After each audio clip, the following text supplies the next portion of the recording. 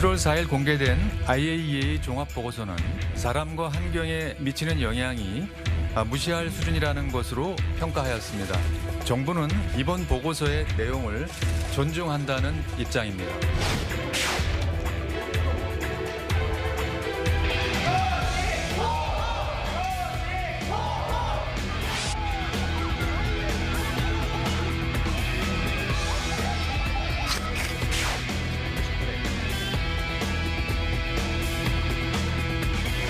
과학적인 안전성 검증과 국민적 안심을 위한 IAEA와의 협력 방안에 대해서 심도 있는 논의를 했습니다.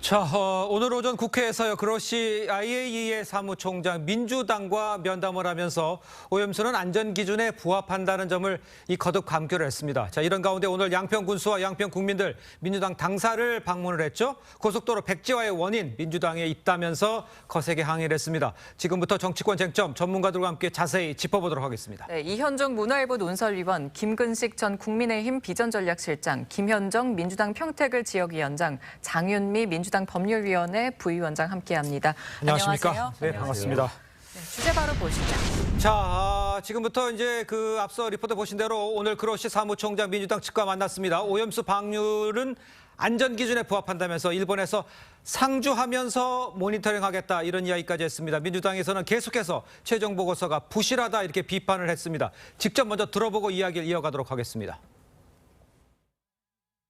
As you know, our conclusion has been that this plan, if it is carried out in the way it has been presented, would be in line, would be in conformity with the international safety standards. Provide any necessary explanation of the work that we have been carrying out, and most importantly, what we intend to do in the future. IAEA 최종 보고서의 부실함에 대해서 지적하지 않을 수 없습니다. IAEA 보고서는 다핵종 제거 설비의 성능 검증도 하지 않았으며 오염수 방류가 장기적으로 해양 생태계에 미칠 영향도 검토하지 않았습니다. 자, 일단 보면요. 핵심적으로 방류 연기와 대안 검토를 요구를 한 것 같고요. 그로시 사무총장은 안전한 부합을 한다. 이렇게 설명을 다시 한번 한 걸로 지금 저희가 알 수가 있을 것 같아요. 김현장 위원장께서 보시기에는 지금 상황에서 민주당 내에서는 저 결과를 회의 후에 어떤 이야기가 오갔고 내용들을 좀 정리를 해 주세요. 일단 기본적으로 그 IAEA에서 이것이 이제 후쿠시마 오염수 검증과 관련해서 국제 기준에 부합하다라고 했잖아요. 그렇습니다. 전제 자체가 네. 이 국제 기준은 정상적인 방사능의 냉각수에 대한 국제 기준은 있는데 네. 이 원전 사고로 인한 핵 폐수에 대한 검증에 대한 국제 기준은 없다라고 합니다. 그거를 먼저 좀 지적을 좀 해야 될 것 같고요. 예. 그다음에 지금 기본적으로 IAEA의 그 최종 보고서는 그 한계가 뭐냐면 독자적인 검증이 아니라 네. 일본과 도쿄 전략에서 제시한 자료와 주장을 근거로 해서 그 보고서를 작성했다는 겁니다. 그래서 예. IAEA에서도 이거에 대한 최종 책임은 본인들에는 없고 일본과 도쿄 전략에 있다라고 했고요. 네네. 그리고 이제 또 하나는 이 해양 방류와 관련해서도 그것은 일본이 결정한 것이고 IAEA에서는 이 해양 방류와 관련해서는 권고나 승인한 적이 없다. 오히려 해양 방류의 이 방식을 선택했을 경우에는 사회적, 정치적, 환경적으로 갈등이 조장될 우려가 있다라고 보고서에 적시까지 한 상태입니다. 그래서 예. 민주당 입장에서는 일단 첫 번째로는 이 검증이 독자적으로 이루어지지 않고 일본의 자료에 근거해서 한 것이기 때문에 예. 그 국제사회 연대에서 좀 객관적으로는 과학적 검증을 다시 한번 해야 된다라는 거를 전제로 해서 그 검증 결과를 바탕으로 해서 어떻게 이거를 처리할 것인가를 논의해야 된다. 이 입장을 지금 갖고 있는 것입니다. 알겠습니다. 민주당에서 다른 대안 검토를 또 공식 요청했잖아요. 그럼 네. 다른 대안이 뭐가 있을까요? 그러니까 지금 일본에서 그 전문가들이 5가지 방법이 있다라고 했지 않습니까? 네네. 그중에 해양 방류가 가장 이제 비용이 되게 싸기 때문에 그 방법을 선택했다라는 주장을 하고 있는 것인데 네네네. 기본적으로 이것이 민주당 입장에서는 과학적으로 객관적으로 검증이 되지 않았다는 전제에서 근데 지금 계속 과학적으로 검증이 되었다라고 주장하면서 해양 방류를 한다라고 하니 해양 방류는 그 주변 국가에 영향을 미치는 거잖아요. 예. 그렇기 때문에 그 방법은 안 된다. 적어도 그렇게 안전하다고 한다라고 하면 5가지 다른 방법들, 그러니까 일본 내에서 처리할 수 있는 다른 방법들을 선택해라라는 주장을 지금 하고 있는 것이죠. 사실 이게 비용뿐만 아니라 다른 것 때문에도 좀 이게 더 효율적인 방법이라고 선택한 걸로 알고 있는데 이런 민주당에서 말하는 대안들은 어떻게 보십니까? 저는 오늘이라도 그 그로시 사무총장하고 민주당의 그 반대위원회 분들하고 저렇게 차분히 앉아서 대화한 모습 자체가 상당히 일진전된 거라고 생각합니다. 예. 저렇게 진작하면 얼마나 좋습니까? 예. 왜 전국을 다니면서 우물에 독국물 탔다, 먹이면 죽는다, 방사능 테러라고 이야기합니까? 네네. 저렇게 차분히 이야기하고 자료를 보고 권고할 사항이 있으면 권고를 하고 요구할 사항이 있으면 요구를 하고 자료를 요청할 사항이 있으면 하는 것이 대한민국 국격에 맞는 야당의 모습이라고 생각하고요. 네네. 이제라도 저는 이제 조금씩 그런 방향으로 민주당도 이제는 갈 수밖에 없다고 생각합니다. 예. 왜냐하면 IAEA에서 검증했다는 이야기는 지금 아까 말씀 주신 것처럼 그 도쿄전력의 보고서를 그대로 받은 거다라고 이야기합니다만 네네. 그게 정확한 게 일본의 도쿄전력이 2011년 그 참혹한 동일본 대지진 때문에 수천 명이 죽었잖아요. 네. 그래서 그 오염수가 다 쌓여 있습니다. 예. 이 오염수를 어떻게든 처리를 해야 될 거 아니겠습니까? 그걸 일본에서 결정을 하는데 일본 정부가 원자력 안전규제위원회의 승인에 따라서 해양 방류를 하기로 지금 계획을 세우고 있는 거예요. 네. 근데 행여라도 해양 방류를 했을 때 오염이 될지 안 될지 모르니 네네. 도쿄전력이 만든 알프스라고 하는 다액종 제거 설비를 거쳐서 해양에 방류를 해서 정화시킨 다음에 방류를 하면 국제 원자력 기구 안전 기준에 부합할 거라고 생각하고 보고서를 좀 한번 검증을 해보라고 한 거예요. 그러니까 검증의 주체는 IAEA지만 검증을 요구한 게 도쿄전력이기 때문에 그렇죠. 당연히 도쿄전력에서 제안한 자기 수치를 가지고 예. IAEA는 교차 분석을 해서 우리 한국에도 맡기고 미국에도 맡기고 오스트리아에도 맡겨가지고 그 도쿄전력이 말하는 게 맞는지를 확인해 본 거예요. 그래서 검증 보고서입니다. 아, 예. 그러니까 세이프티 리뷰 리포트예요. 네네. 안전한지를 IAEA라는 공신력 있는 국제기구가 당신 주장이 맞다고 하면 보겠다. 보니까 부합한다라고 하는 것이지 IAEA가 갑자기 해가지고 방류라고 할 수가 있는 게 아니죠. 예, 네네. 그 말씀 드리고 예. 다른 5가지 종류 말씀하셨는데요. 네네.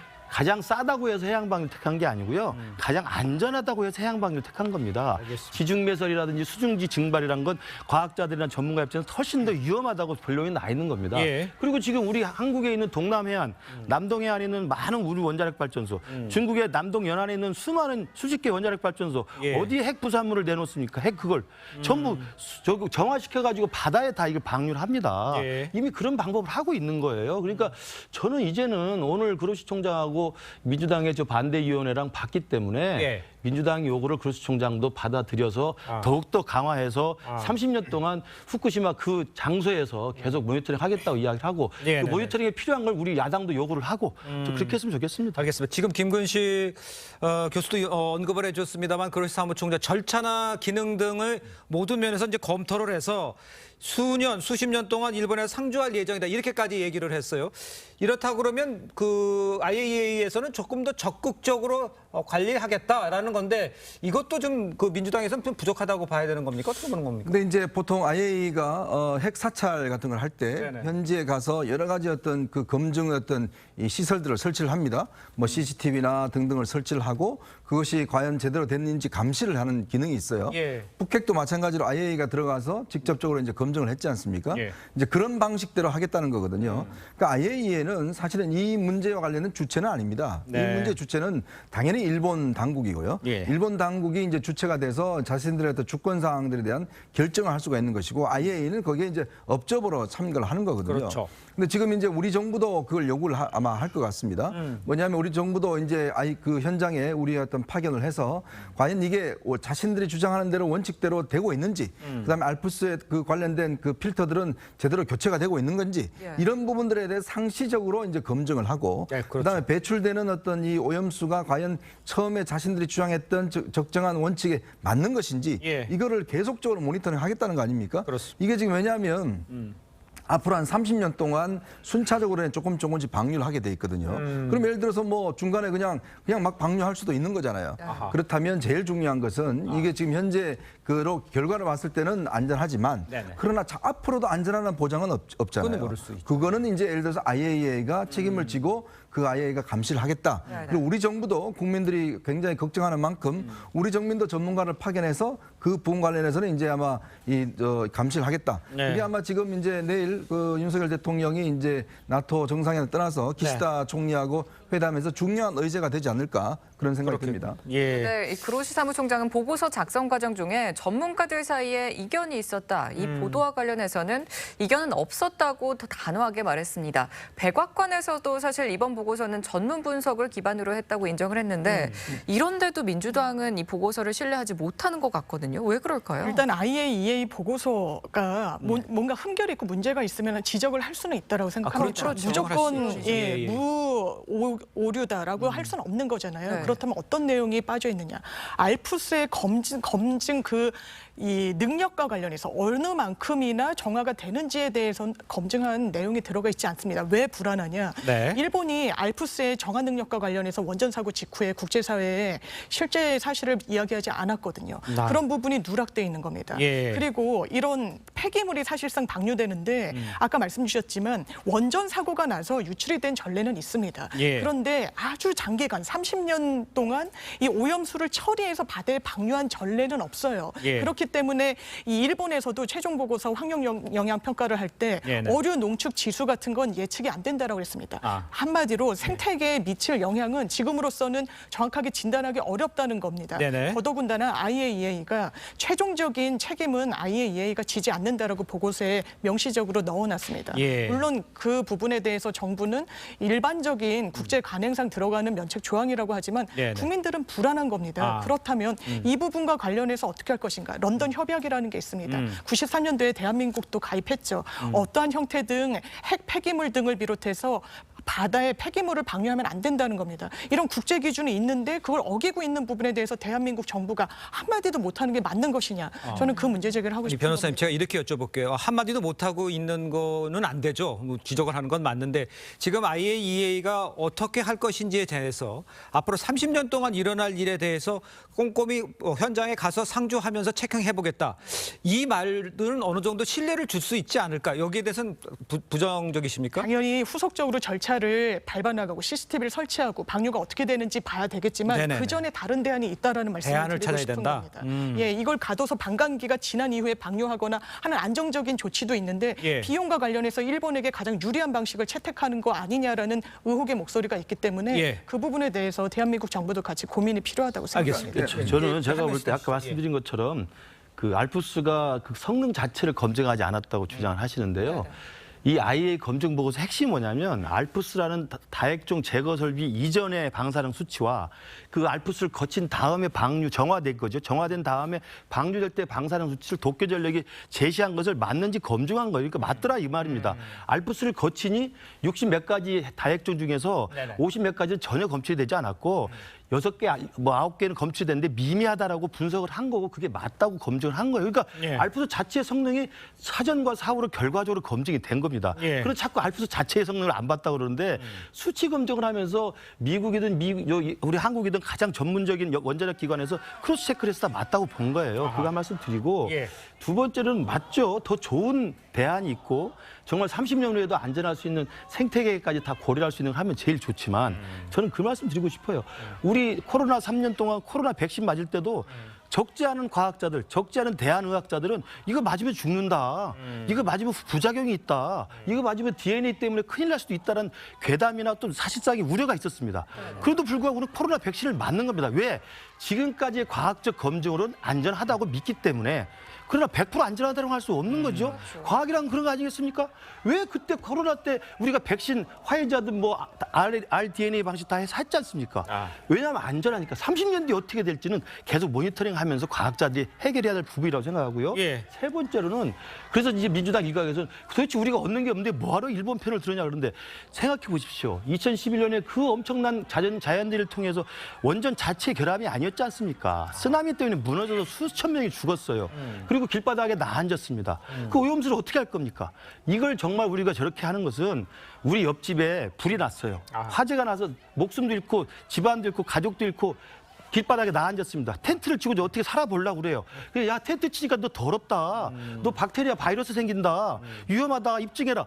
이런 것과 뭐가 다릅니까? 나는 민주당이 정말 이해되지 않아요. 그런 좀 입장이시군요. 국제 규범을 좀 지킵시다. 반론을 좀 주셔야 될 것 같아요. 근데 분명한 것은 과거에 그 체르노빌 원전 사고 났을 때 가장 반박을 심하게 했던 게 일본이었다는 것도 상기시켜 드리고 싶고 예. IAEA에서도 체르노빌 원전 사고와 더불어서 후쿠시마 원전 사고를 가장 나쁜 원전 사고인 7등급으로 분류했던 거예요. 그리고 우리가 누누이 얘기하지만 30년 이후에 생태 환경과 관련된 축적이라든지 이런 그 어떻게 영향을 미칠지에 대해서는 지금 도쿄전력도 마찬가지고 IAEA도 지금 담보하지 못하고 있는 거 아닙니까? 그렇다고 예. 하면 여전히 과학적 검증이 100% 된 건 아닌 상황이지 않습니까? 그러면 그 과학적 검증과 예를 들어 국민 의식 사이에 괴리가 있었을 때는 정부의 태도는 어떻게 해야 될 것인가에 대한 근본적인 질문을 하지 않을 수가 없는 거예요. 네. 이게 일본은 여러 가지 이유로 내부적인 이유로 인해서 해양 방류를 하겠다고 결정을 하고 있는데 이미 지금 전제도 해양 방류를 전제로 지금 얘기하고 있는 거잖아요. 그런데 지금 해양 방류 이전에 우리가 안전적인 조치를 할 수 있는 최대한 조치를 해야 되는 것이 정부의 태도라는 얘기를 하고 있는 것인데 일본이 지금 말씀하신 것처럼 해양 방류를 하게 되었을 때 예. 일본도 스스로 그 태평양 도서국한테 보낸 공문에 보면은 주변국에 미치는 영향은 미비하지만 일본은 큰 도움이 된다 이렇게 그 명시를 해놨더라고요. 그러면 그거를 해양 방류를 함으로 인해서 우리 국익에는 어떤 도움이 되는 것도 따져봐야 될 거 아닙니까? 근데 그런 거는 전혀 지금 얘기를 못 하고 계시잖아요. 정부 여당에서. 그래서 제가 드리고 싶은 말씀은 뭐냐면 지금 그 우리 가습기 살균제 있지 않습니까? 네네. 그게 터졌을 때 그것도 그 안전하다. 뭐 불안하다 이렇게 과학적인 검증이 되지는 않았지만 그때도 어떤 논란들이 있었냐면 과학적인 것이 검증되지 않았기 때문에 안전하다고 간주하는 것은 문제가 있는 거예요. 오히려 안전하지 않다라는 의혹이 있으면 과학적으로 검증될 때까지 그거를 최소화시키는 그 조치들을 하는 것이 정부의 태도가 맞지 않느냐 이 말씀을 전 다시 이게 말씀 맞는데 양쪽에서 지금 비유를 든 예가 지금 적정한지에 대해서는 제가 잠깐 시청자 여러분도 어떻게 생각하시는지 모르겠지만 적절한 예는 아니지 않느냐는 생각도 들긴 하는데 이어가도록 하죠. 일단 저희가 예. 이 사안을 두고 여러 토론을 좀 하고 있는데 그렇습니다. 접점을 찾기가 사실 좀 어려운 것 같아요. 그렇습니다. 민주당에서는 지금 그로시 사무총장이 오염수 방류 홍보대사를 자처하고 있다. 계속해서 이렇게 주장을 하고 있고 이에 대해서 국민의힘에서는 묻지마 선동은 어민들의 피해만 키운다. 이렇게 지적을 하고 있습니다. 네. 양측 입장 먼저 들어보시죠. IAEA 사무총장이 핵폐수 방류 홍보대사를 자처하고 있으니 기가 막힙니다. 그로시 사무총장이 밝혀야 할 것은 오염수 마시기나 수영하기가 아니라 IAEA의 공정성과 중립성, 신뢰성입니다. IAEA 조사 결과 부정은 국제 망신이자 외교적 결례입니다. 야당의 묻지마 선동이 이어질수록 피해보는 건 우리 어민들입니다. 야당은 국내 정치용 쇼를 그만두고 그로시 사무총장의 설명을 경청하기 바랍니다. 네, 사실 저희도 얘기하고 있지만 이 주장과 같은 얘기가 계속 반복되는 것 같거든요. 그러면 어민들이 피해를 계속 보고 있다. 이게 중요한 것 같은데 어떻게 생각하세요? 당연하죠. 어민들이 피해를 보시고 있죠. 네네. 실제로 멍게 잘 팔리지 않는다는 겁니다. 윤석열 대통령이 일본에 갔을 때 멍게가 가장 많이 나오는 후쿠시마의 지역 의원이 네. 멍게 수출 재개해달라고 요구했다고 일본 언론이 전했습니다. 예. 이게 이렇게 여파가 국내에 미치는 겁니다. 그렇다면 원인 진단을 정확하게 해야 됩니다. 뭐 괴담 선동이다. 물론 여당에서 저는 뭐 그런 공세 펼 수 있다고 하지만 네네. 정확한 진단이라고 생각하지 않습니다. 국민들이 괴담을 선동한다고 해가지고 없는 위험성이 있다라고 판단할 정도로 무지몽매한 존재가 아닙니다. 그렇다면 가시화되는 지금 8월 달에 바로 방류할 거라고 예상되고 있는 그런 상황에서 우리 정부가 어떻게 이 부분을 책임질 것인가. 기금을 만드는 이 입법을 발의한 부분 관련해서도 네네네. 여당에서는 괴담이라고 그랬었습니다. 일본에서도 기금은 만들고 있습니다. 그렇기 때문에 하나하나 할 수 있는 방도 그리고 국제사회적으로 왜 대한민국의 입장이 정확하게 전달이 어떻게 되고 있는지 예. 윤석열 대통령의 입장은 정확하게 어떤 것인지 국민들이 궁금해하고 있는 겁니다. 알겠습니다. 양쪽에서 지금 이제 가짜 뉴스다, 괴담이다, 양쪽에서 다 이제 서로를 공격하고 있는 상황처럼 이제 되어버렸는데 이현정 위원께는 이걸 하나 더 추가적으로 여쭤볼게요. 이런 상황에서 민주당이 일본으로 가서 이제 한다, 국회 앞에서 이제 항의를 한다, 집회도 한다 이렇게 되는 건데 그건 또 어떻게 이해를 해야 되겠습니까? 그러니까 지금 오늘 또 그로시 사무총장하고 면담을 했는데 좀 전에 보면 그 강선우 대변인은 무슨 홍보대사하고 했잖아요. 그럼 홍보대사하고 면담하나요? 그러니까 지금 보면 그 참석한 분들 중에서 전문가가 한 분도 없어요. 그러니까 민주당은 왜 이 전문가 구성들을 안 하죠? 그러니까 예를 들어서 이 관련된 부분에 대해서 전문가들 좀 모셔놓고 그 전문가들한테 질문을 하게 해야 될 거 아닙니까? 우원식 의원이나 이재정 의원이 이게 무슨 문제를 알겠습니까? 그러면 각 전문가들이 정말 이 보고서에 대한 허점들을 제대로 따져야죠. 이 만남이 쉽지 않지 않습니까? 그러니까 그로시 사무총장이 결단을 해서 야당을 만난다 그러면 그러면 오늘 보니까 우원식 의원이 그렇게 이야기했더만요. 안전하면 일본 사람들 식수 부족한데 그걸 쓰도록 해라 이런 이야기를 하더라고요. 아니 그게 그 그로시 사무총장 불러놓고 할 이야기입니까? 지금 IAEA 보고서가 뭐가 문제인 것인지 어떤 부분인지 그걸 정확하게 지적을 해줘야 되는 거 아니겠어요? 근데 왜 과학자들이 하나도 없죠? 그러니까 그것부터 예를 들어서 자꾸 의심을 사는 이유가 뭐냐면 자 민주당이 지금 프랭카드 걸어놓은 거 보십시오. 자 소금에 방사능이 있다고요? 지금 그것 때문에 소금 사정이 일어난 건 모르십니까? 근데 그건 무슨 근거로 그런 이야기를 하죠? 핵 폐수라고 이야기를 했습니다. 이게 왜 핵 폐수죠? 그러니까 당연히 그 사람들은 이 부분에서 의심을 가지고 걱정을 가지고 회를 안 먹는 거 아니겠습니까? 그러나 놓고 이제 검증이 필요하고 정부의 입장이 필요하고 지원이 필요하다. 국민들한테 계속적으로 이게 불안을 조성해놔 놓고 그 다음에 나중에 돈 주면 된다 이런 식이잖아요. 예전에 그 참여도 마찬가지잖아요. 그러니까 그렇기 때문에 좀 달라져야죠 대응이. 그러면 예를 들어 민주당이 정말 과학자를 중심으로 위원회를 만들어서 이 부분간에 철저히 과학적 검증이 뭔지 그 다음에 사실이 아닌 거는 뭔지 이렇게 해서 접근해야 되는데 아니 국회의원들끼리 모여서 그럴 거야 프랭카드 붙여 이래놔놓고 이제 와서는 정부가 대책이 뭐야라고 이야기하면 앞뒤가 맞는 건가요? 지난번에도 광우병도 그렇고 이 사드도 그렇고 계속 그런 과정을 거쳐왔지 않습니까? 그렇다면 최소한 이번에는 국회의원들 말고 전문가들로 위원회를 만들어 정확하게 지적을 해야 되는 게 원칙이 아닌가요? 지금 말씀하신 것처럼 민주당에서 계속 다른 대안을 내놔라 이렇게 얘기를 하고 있는데 막상 그로시 사무총장 만날 때 전문가도 대동 안 하고 가서 막상 이렇게 준비한 건 없다는 지적을 해주셨거든요. 근데 지금 이런 가운데 어제는 또 박진 외교부 장관이 그로시 사무총장 만나서 안전성 검증에 대해서 또 요청을 했고 정부에서도 일본 측에 필터 점검 주기를 단축해달라 이런 좀 권고를 하겠다고 했어요. 이런 움직임들 속에서 지금 민주당의 이런 행보는 어떻게 보십니까? 그러니까 이런 거죠. 그러니까 그 전문가 얘기는요. 정부 여당에서 그 방류에 찬성한 입장을 가진 전문가들만 불러다가 논의하고 회의한 거잖아요. 저희도 전문가들의 의견을 다 듣고 저런 의견들을 정리해서 얘기하고 있는 것이지. 저기는 지금 IAEA 사무총장이 왔기 때문에 우리 당의 대표들이 나가서 그 대책단이 있지 않습니까? 대표들이 나가서 한 것이고 다 과학자들의 전문가들의 의견을 취합해서 주장을 하는 것이라는 말씀을 제가 다시 한번 좀 드리고요. 그리고 다시 한번 말씀드리지만 그 지금 정부에서 그 IAEA 총장한테 요청한 내용은 해양 방류를 전제로 해서 그거에 대해서 뭐 이렇게 보완하는 그런 내용들을 요구하는 거예요. 근데 제가 아까도 잠깐 말씀드렸지만 해양 방류 이전에 안전과 관련된 정부가 조치할 것들을 해야 된다는 얘기를 하고 있는 것이고 지금 당장 여름에 이걸 방류하겠다고 하는 것이니까 그 방류가 지금 목전에 와 있는 거니까 당장 방류를 좀 보류하고 국제사회 연대에서 실질적인 독자적인 그 한일 간의 그 검증단도 구성해서 좀 검증을 해보고 결정을 하자 이 주장을 계속 하고 있는 것인데 그조차도 그 6개월조차도 하면 안 된다라고 하는 이유를 저희는 이해가 오히려 할 수가 없는 것이고요. 한 가지만 더 말씀드릴게요. 윤석열 저 정부에서 그 이제 발표를 했잖아요. 2년 동안의 그 검증 결과에 대해서 그것도 결과는 일본이 오염수 처리를 계획대로 한다는 전제에서 검토했다라고 하면서 판단을 유보했습니다. 그리고 해양 방류에 대해서도 결정을 하지 않았어요. 이것은 그러면서 안전하다고는 해요.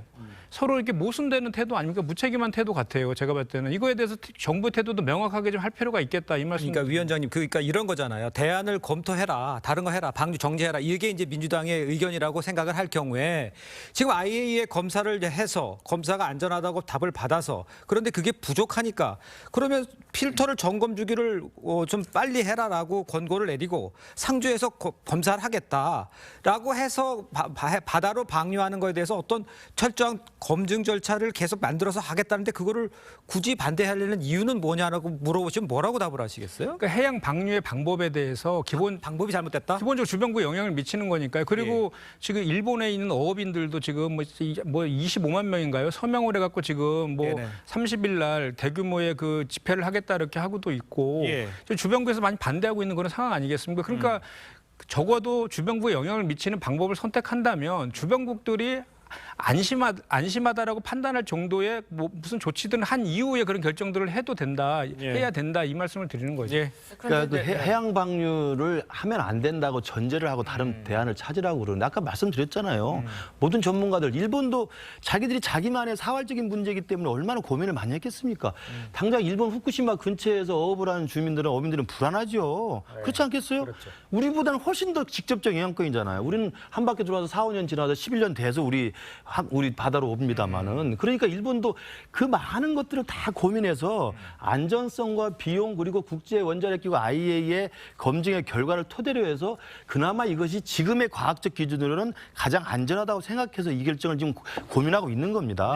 그것에 대해서 야, 너 100% 해명이 안 됐으니까 너 하지 마. 그거 제가 아까 말씀드린 것처럼 불나가지고 텐트 치고 있는데 너 또 더러우니까 하지 마. 이게 뭐가 다릅니까? 그렇게 우리가 대한민국 국격이 그 정도밖에 안 됩니까?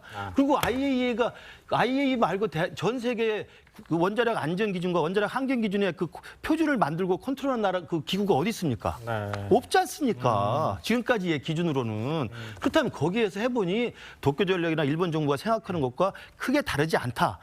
미미한 영향밖에 미치지 않는다고 결론이 나면 일단 하면서 30년 동안 계속 모니터링 하면 되는 거죠. 제가 아까 코로나 백신 말씀드렸잖아요. 그 가능성 0.001%의 위험을 알고도 백신을 맞는 것이 우리 공동체를 살리는 길 아닙니까?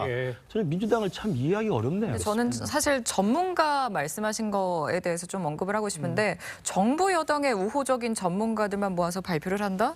이게 사실 그러면 야당은 만약에 이게 사실이라면 사실이 아닌 것 같지만 뭐 사실이라고 친다면 야당의 우호적인 전문가를 그럼 구해서 민주당이 그로시 사무총장을 만났다거나 아니면 뭐 과학적인 근거를 그럼 대해서 이제 좀 반박을 하면 되지 않을까 싶은데 선동을 하는 거 아니냐라는 말이 그래서 나오는 것 같거든요. 일단 과학을 선동이나 국민을 호도하는 그런 수단으로 활용해서는 안 되고요. 절대 안 되죠. 아까 짚어주신 내용은 그런 것 같습니다. 좀 국민들 보시기에 너무 과도한 워딩인 거예요. 아, 물을 나는 뭐 몇 리터도 마시겠다. 그래서 이분이 과학자시고 전문성이 있으시고 관련해서 전공도 하신 게 맞는데 어떤 활동을 했는가. 대선 때 같은 캠프에 몸담았던 과학자였다더라. 이런 부분과 관련해서 사후적으로 드러나게 되니까 아, 그렇다면 이분이 과연 객관적으로 과학자로서 언급을 한 것인가라는 궁금증이 생기는 겁니다. 저는 여러 말씀 지금 여당에서 주고 계시지만 그렇다면 방류했을 때 국민들이 윤석열 정부에 대해서 어떻게 평가하실지 자신할 수 있는지 좀 묻고 싶습니다. 오히려 야당에서 이렇게 반발을 하면 국제사회에 뭔가 협상의 지렛대로 가져갈 수도 있는 거예요. 너무 일본 편을 들게 되면 지금 후쿠시마 수산물 수입 절대 안 하겠다고 하고 있죠.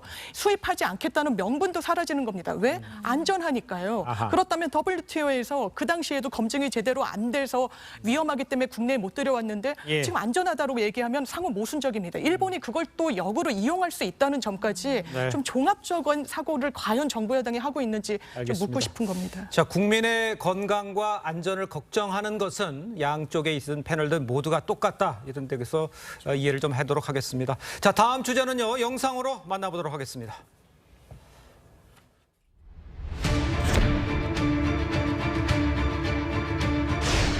지금이라도 민주당은 잘못을 인정하십시오.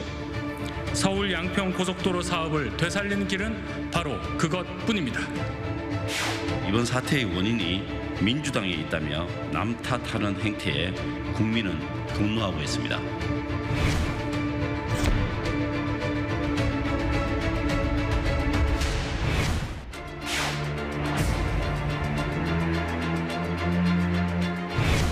서울 양평 고속도로 추진을 가로막는 민주당의 모든 행위를 멈춰 주실 것을 호소드립니다.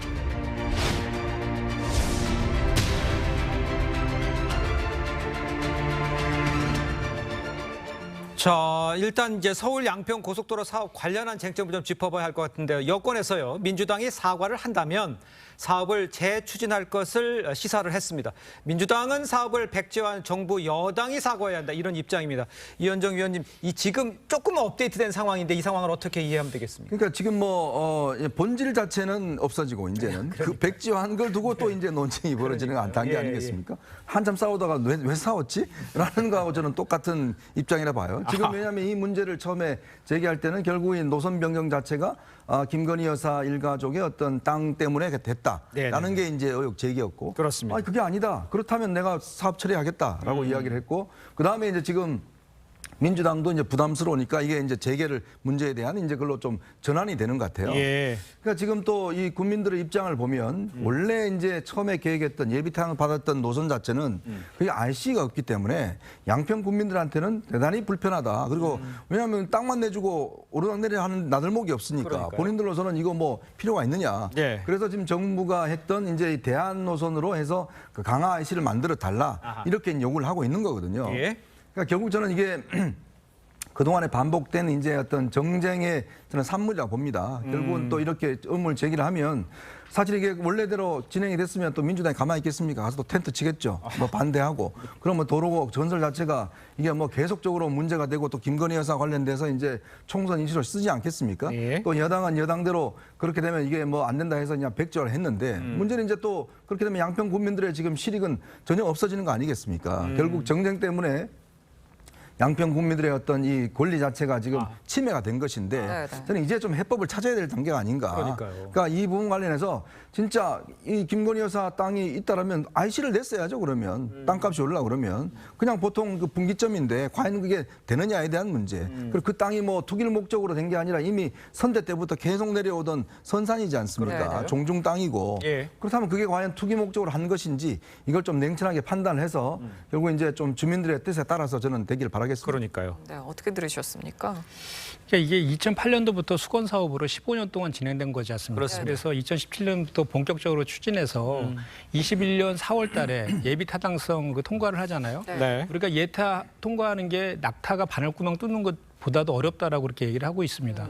근데 이것이 갑자기 정권 바뀌고 군수 바뀌면서 이제 국민의힘 쪽으로 바뀌면서 2003년 5월 8일 날 전국 환경 영향 평가를 하면서 갑자기 이게 그 종점이 양서면에서 강산면으로 바뀌었다라고 이렇게 발표가 된 거예요. 그러니까 그 전까지는 단 한 번도 변경된 종점에 대해서 그 지역에서 논의된 적도 회자된 적도 없다고 합니다. 근데 갑자기 이렇게 바뀐 거에 대해서 이제 민주당에서 알고 봤더니 또 우연인지 뭔지 모르겠지만 바뀐 종점 부근에 김건희 여사 일가의 땅이 축구장 5개 면적 한 10,000여 평 정도가 있다라고 하지 않습니까? 근데 그거에 대해서 처음에 이제 그 문제 제기를 하니까 원희룡 장관이 뭐라 그랬냐면 실무자가 한 것이다. 이거는 자기는 몰랐다라고 했어요. 그리고 거기에 뭐 김건희 여사 일가의 땅이 있는지도 몰랐다. 이렇게 얘기하면서 다시 원점으로 재검토하겠다 그래서 원안으로 가겠다. 이렇게 얘기했지 않습니까? 예. 그런데 갑자기 다시 전면 백지하겠다 이렇게 또 바뀐 거예요. 그러니까 얼마나 무책임한 저 장관의 태도입니까? 1조 8천억짜리 국가 사업을 어떻게 장관이 그렇게 그 백지화 시킬 수 있습니까? 이건 명백한 그 직권 남용이고 권한 남용이라고 저는 생각을 하거든요. 그런데 좀 전에 이제 말씀하신 것처럼 그 주변에 뭐 그 선산에 땅이 있는 것도 지난 그 22년 11월 달인가요? 10월 달에 국정감사에서 민주당 한준호 의원이 원희룡 장관한테 그 질문한 내용도 있고 본인이 확인해 보겠다라고 해서 본인이 알고 있는 것도 좀 확인이 된 거고 선산만 있는 것이 아니라 뭐 대지도 있고 창고도 있고 또 그 김건희 여사 일가의 그 장모가 만들었던 그 가족 회사 ESIND가 보유한 땅도 있고 이런 것들이 다 확인된 거 아닙니까? 이런 것들과 관련돼서 의혹이 있으면 원희룡 장관이 할 것은 그 의혹에 대해서 설명하면 될 일이지 갑자기 이것을 무슨 처음에는 자기는 몰랐다고 했다가 전면 백지화시키고 이렇게 정정화시키는지는 이해를 할 수가 없어요. 사실 이 사안도 양측 입장이 좀 많이 달라서 저희가 오늘 이야기부터 좀 짚어보죠. 오늘 오전에는 양평 군수와 양평 군민들이 민주당 당사를 항의 방문했습니다. 전진선 양평 군수는 또 고속도로 백지화의 원인이 민주당에 있다면서 민주당의 모든 행위를 멈춰달라고 호소했습니다. 직접 들어보시죠. 우리 양평 고속도로가 놓일 남한강과 주변 지형, 주민의 희망사항도 모르는 사람들이 서울 양평 고속도로에 대해 왈가왈부하는 일이 그런 일이 아닙니다. 서울 양평 고속도로 추진을 가로막는 민주당의 모든 행위를 멈춰주실 것을 함께하신 국민들과 12만 5천 양평 국민의 마음을 담아 호소드립니다. 교수님, 일단 양평 군민들이 원하는 거는 IC 설치인 것 같아 보여요. 근데 지금 아까 말씀하신 것처럼 김건희 여사의 땅하고의 관계에 있어서 지금 지적해 주신 거에서는 어떻게 반박을 할 수가 있겠습니까? 그러니까 지금 민주당은 후쿠시마 괴담이랑 거의 비슷한 수준인데요. 그 최근에 와서 이 대안이 검토됐다는 사실, 그건 사실이죠. 대안이 검토된 거예요. 확정된 것도 아닙니다. 그다음에 그러고 보니까 종점에 김건희 여사 처가 선산 땅이 있다. 두 가지 사실이에요. 이거 말고는 지금 민주당이 주장하는 것은 전부 괴담을 모아놓은 겁니다. 그러니까 이게 아마 대통령 된 다음에 권력을 이용해서 권력형 부정부패 비리로 그 땅값을 올리려고 국토부에 손목을 뒤집어 틀었다 이거거든요. 이게 대한민국 2023년에 한국 민주주의 수준을 그렇게밖에 보지 않습니까? 좀 묻고 싶어요. 민주당도 집권 여당이었고 지금 집권 여당 하려고 야당하는 거 아닙니까? 2023년에 한국 민주주의 시스템에서 그게 가능하다고 생각하고 그 문제제기를 하는 건지 일단 여쭙고 싶고 스스로의 자해적인 저는 정치 공세라고 생각하고 그렇기 때문에 다 설명이 됐잖아요. 그게 아니라고 설명이 됐지 않습니까? 아까 설명을 왜 안 하냐고. 설명 다 해도 IAEA도 설명해도 안 들어. 이것도 설명 다 되는데 귀를 막아요. 그냥 두 가지만 이야기하는 거예요. 거기 땅 있지 않습니까? 바꿨지 않습니까? 바꾼 거 설명드릴게요. 바꾸기 시작한 게 언제면 2021년 4월에 에타가 되자마자 그 당시에 민주당 양평 군수와 민주당 집권 여당입니다. 민주당 지역위원장이 당정 협의를 하고 주민들 요구를 받아가지고 지금 나온 이야기예요. 강화 IC를 만들어 달라고 한 겁니다. 그럼 지도 한번 보여주세요. 강화 IC를 만들려면 양서군으로 갈 수가 없어요. 누가 봐도 상식적으로 그렇지 않습니까? 강화 IC를 가려면 강상 밑으로 가야 돼요. 당연한 거 아닙니까? 그래서 계속 논의를 거쳐서 작년에 양평군이 3개의 안을 가지고 국토부에 제안한 겁니다. 그래서 국토부가 금년에 3개 안을 가지고 환경영향 평가를 해보니 강화 IC라고 하는 양평군의 압도적인 주민의 여론을 생각하고 환경영향 평가하면 아까 화면 보여주세요. 양서면 기존안으로 가면요. 남한강에 다리를 놔야 됩니다. 남한강이 어떤 강입니까? 수도권 1,000만, 2,000만 인구의 식수입니다. 거기에 다리를 안 놓는 게 좋잖아요. 근데 지금 대안으로 가는 건 강상으로 가면 다리를 놓을 필요가 없습니다. 그러니까 환경영향평가에서 높은 점수를 받은 겁니다. 그다음에 교통량, 수요 예측량에서 훨씬 많은 사람이 이용하게 돼 있어요. 왜냐하면 중부내륙고속도로 연결되고 그다음에 양평구민이 생각하는 강 IC를 만들 수가 있고 그래서 검토를 한 거예요. 그게 답니다. 설명을 했잖아요. 근데 뭐가 설명이 필요합니까? 그런데 계속 이건 김건희 고속도로다. 텐트 치고 농성하자. 내년 총선까지 후쿠시마처럼 계속 선동개당할 겁니다.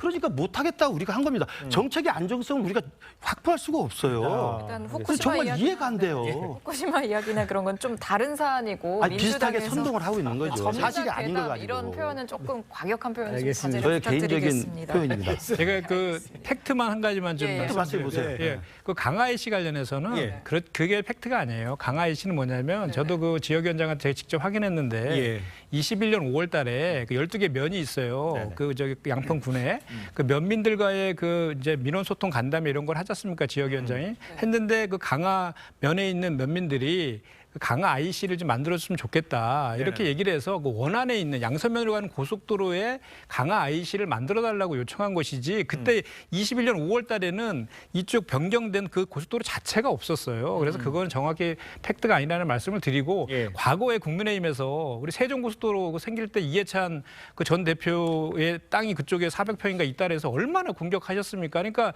기본적으로 의혹은 제기할 수 있는 것이죠. 근데 그거에 대해서 하나하나 설명해 주시면 되는 거예요. 설명 드렸잖아요. 아니 근데 납득이 안 됩니까? 아니 지금 제가 지금 납득이 되잖아요. 아니 제가 좀 전에 강화 IC와 관련된 거는 지도 보여주세요. 아니 팩트가 아니라고 제가 말씀드렸잖아요.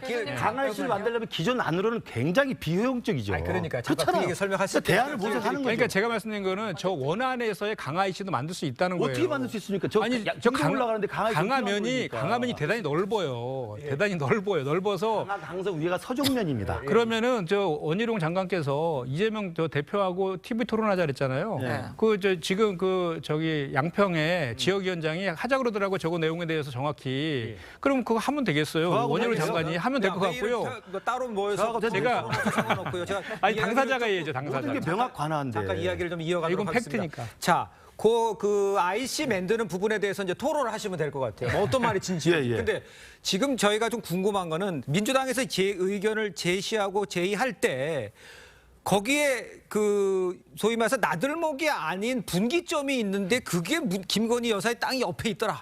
이걸 가지고 공격하는 것은 글쎄요, 이제 그 장관의 입장에서는 야, 이걸로 또 공격을 하면 어떻게 이야기를 진행할 수가 있을까라는 고민을 할 수 있을 것 같아요. 근데 이 의혹의 핵심은 이런 겁니다. 1조 8천억 원이 들어가는 사업을 시책하기 시작하면요. 일단 이 중점 계획에 실기 위해서, 태우기 위해서 굉장히 많은 돈을 들여서 용역을 합니다. 일단 지자체가. 거기까지 올라탄 거예요. 예비 타당성 조사까지 또 수년이 걸립니다. 지금 이 사업 같은 경우에는 20억 이상이 들어갔어요. 있었어요. 용역에만. 그런데 이게 석연치 않은 이유로 지금 짚어주신 대로 양천 군민들이 원했다? 공청회 같은 거 없었습니다. 그리고 처음에 그럼 이 도로가 왜 생겼느냐. 국도 6호에 두물머리다 해가지고 굉장히 교통량이 집중되는 거예요. 그 부분을 고속도로를 이제 새로 세워서 좀 교통량 분산을 해보자라고 했는데 바뀐 이안으로 하면 그 애초에 사업 목적이 달성되지 않는 겁니다.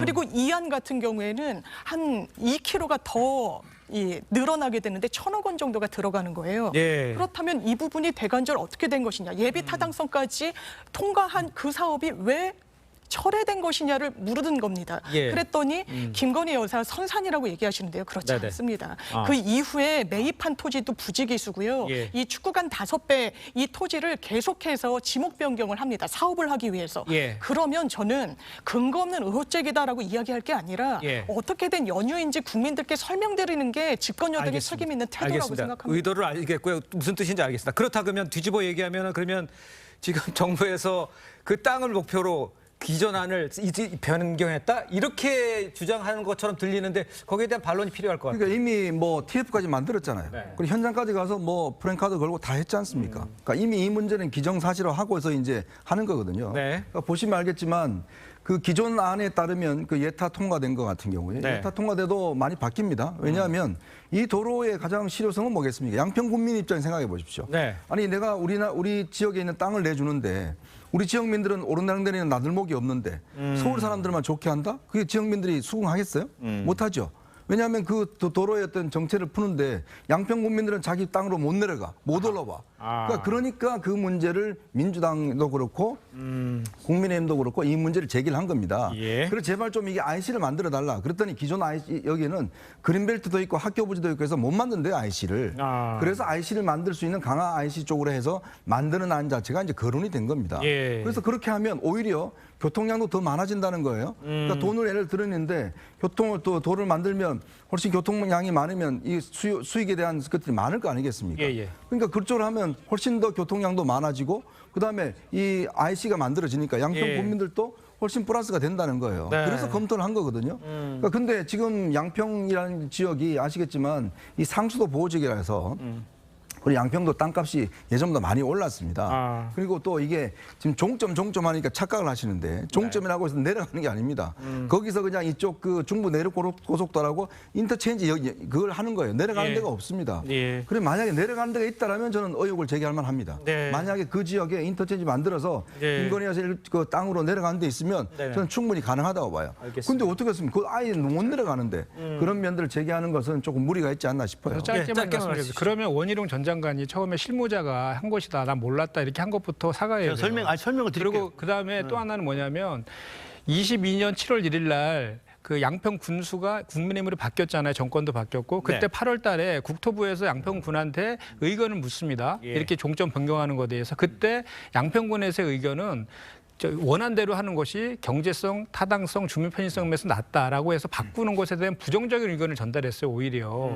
그런데 최근에는 아까 좀 전에 말씀하신 것처럼 마치 우리 민주당의 지역위원장이 강화 IC 신설을 요구한 거를 빗대서 원희룡 장관이 그런 주장을 하셨던데 그것이 아니라 그렇게 따지면은 김성교 전 의원께서 본인이 그 원희룡 장관 전화 받고 했다라고 또 그렇게 얘기한 건 어떻게 설명할 것입니까? 그래서 이것의 핵심은 뭐냐면 1조 8천억짜리 그 15년 동안 취했던 그 지역의 수건 사업들을 이렇게 한순간에 그 아주 설명될 수 없는 그러니까 지금도 아까 우리 그 변호사님 말씀하신 것처럼 원래 이 고속도로의 목적은 그 두물머리의 그 6번 국도의 교통 정체를 해소하기 위해서 시작된 거예요. 그런데 그것을 그 주민의 공청회도 없이 주민의 의견도 수렴 없이 갑자기 바꾸니까 의혹이 생기는 짧게 다음 주에 갈게요. 양평 국민의 일관된 요구는 민주당 군수 시절이나 국민의힘 군수 시절이나 IC를 만들어 달라는 건 맞잖아요. 그죠?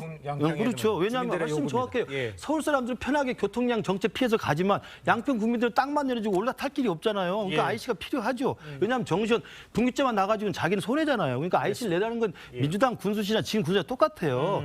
그러니까 2021년 예타가 지난 다음에부터 민주당 군수 시절부터 이번에 국민의 군수까지 강화 IC를 만들 수 있는 대안들을 계속 논의를 한 겁니다. 알겠습니다. 그래서 국토부가 요구를 해도 국토부가 3가지 안을 받아서 환경영향 평가, 교통 수요 예측량 평가, 효용성 평가, 지출 대비 효용성 평가를 해가지고 그 안을 지금 검토 중인 거예요. 교수님 알겠습니다. 자, 지금 상황에서 왜 그거 갖고 그러는지 알겠습니다. 이해할 자, 수가 없어요. 이 문제가 지금 문제가 뭐냐면요. 지금 사과를 해서 하느냐, 누가 사과해야 되냐 이 문제를 지금 여야가 맞붙고 있거든요. 결론적으로는 양평 주민이 원하는 방안으로 결과가 나기를 여기는 모든 분들은 원하고 있다 이렇게 생각을 합니다. 저희는 다음 주제로 넘어가 보도록 하겠습니다.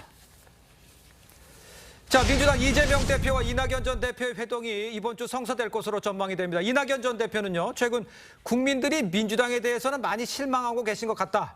이재명 대표 체제를 비판하는 듯한 발언을 한 것 같습니다. 자, 이른바 명락회동. 이번 주 성사될 것이라고 하는데 이게 어떻게 성사가 될지 이낙연 전 대표 계속 쓴소리를 할 수 있을지 우리 변호사님은 어떻게 생각하십니까? 일단 이낙연 전 대표가 정치적 미래를 도모한다면 저는 당내에 어떤 문제 제기 물론 필요하겠지만 지금 이 엄중한 상황 속에서 이른바 정권의 어떤 실정 등을 좀 지적하고 어떤 정치 구력이 높은 그런 거물급 정치인으로서 앞으로 대안 마련을 어떻게 할지에 방점이 찍혀야 그 정치적 미래도 열려 있다라고 생각합니다. 예, 알겠습니다. 네, 그런데 이번 만남이 친명계와 또 비명계 간의 계파 갈등이 좀 잦아드는 계기가 될지 아니면 비명계가 결집하는 계기가 될지 좀 주목이 되는데 분위기가 어떨 것 같습니까?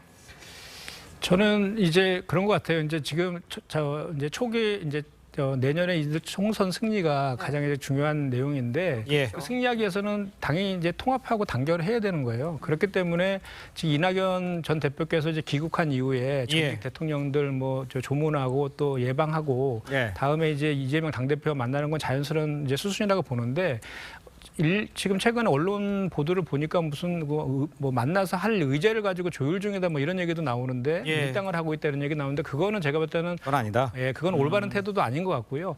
만약 그렇게 된다라면 이낙연 전 대표가 비명과 반명의 입장에서 뭔가 그 당에 요구하는 그런 모양새가 되기 때문에 그것은 두 분한테 전혀 도움이 되지 않는 방식이고 만나시면 당연히 뭐 이런저런 많은 얘기들을 할 수 있지 않겠습니까? 그래서 저는 이낙연 전 대표께서 워낙 큰 정치인이시기 때문에 그 본인이 귀국하면서 한 얘기처럼 윤석열 정부에 대한 뭐 그 조언이라든지 실정에 대한 비판이라든지 또는 한반도를 둘러싼 외교안보와 관련된 그런 그 조언들을 하고 당의 통합을 해서 역할을 하는 그런 큰 정치를 할 것이다라고 저는 예상합니다.